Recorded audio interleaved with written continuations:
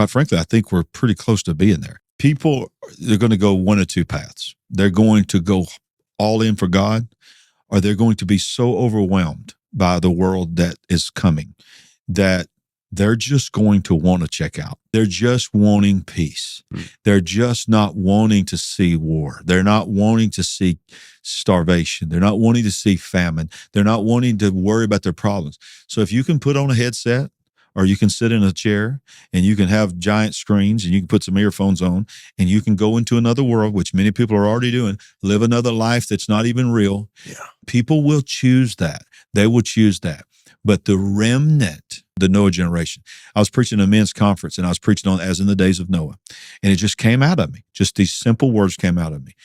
You are the Noah generation. We are the Noah generation. And then I paused and I felt the Holy Spirit really moving in my spirit to say this. I said, but you can't have a Noah generation without a generation of Noahs. So the bottom line is this: the Noah generation is coming, and they'll be known by the generation of Noahs. And you think about the world that Noah lived in. We really only have a few scriptures.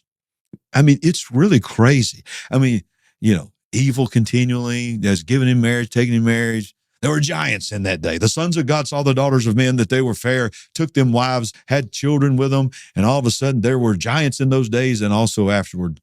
And Noah built an ark. And it's like, what?